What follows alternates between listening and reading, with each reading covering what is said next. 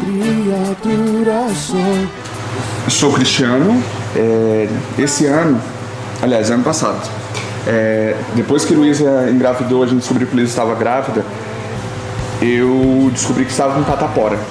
E Luísa precisou ser isolada de mim por 15 dias e eu fiquei sozinho em casa. Quando eu cheguei na comunidade, a primeira pergunta que me fizeram foi qual era a minha paixão. Lógico, né? Como todo crente, eu respondi que minha paixão é Jesus. Mas essa resposta não foi suficiente para a pastora Nana. Ela queria saber qual era a minha paixão ministerial.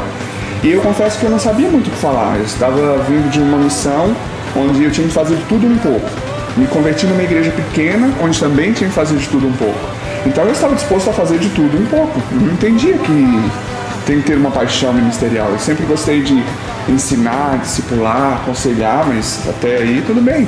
Só que, de repente, eu comecei talvez passou a novidade, né, do que eu estava fazendo, e eu comecei a sentir que faltava tempo. Eu comecei a ficar um pouco insatisfeito com isso. Poxa, eu preciso dar mais, eu preciso... E foi o que aconteceu exatamente nesse período da catapora, em que Deus me pegou para conversar. Hoje eu entendo que Deus estava me perguntando sobre isso. Qual é a tua paixão? O que é que você de fato quer fazer? Pelo que você quer dar à vida? Eu falei, Deus, integração em adolescentes, está ótimo, né?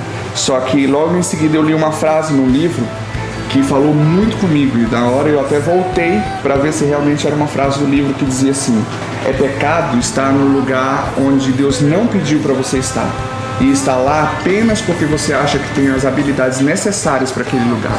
E aí eu comecei a construir então a partir dali, o que eu faço? E eu comecei a me perguntar, o que me faz perder o sono, o que eu ando na rua procurando e vendo as coisas, pensando nisso, e eu comecei a perceber que eram os adolescentes, era o Ministério com Adolescentes que fazia isso.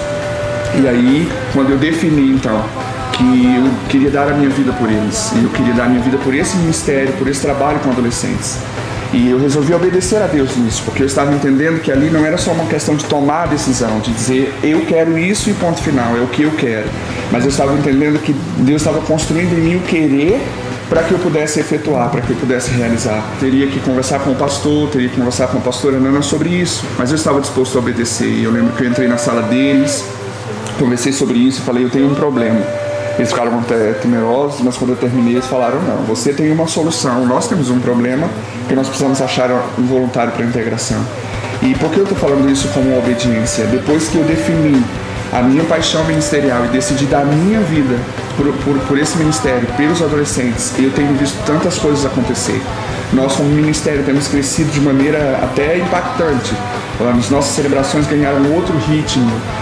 A ousadia nossa como ministério de mudar o horário da celebração, isso tem crescido tanto, adolescentes tendo suas vidas transformadas. Às vezes o questionamento se não é só emoção, porque no louvor tem quebrantamento, eu vejo adolescentes de joelho, eu digo, será que isso não é só emoção? Eu fico preocupado com isso.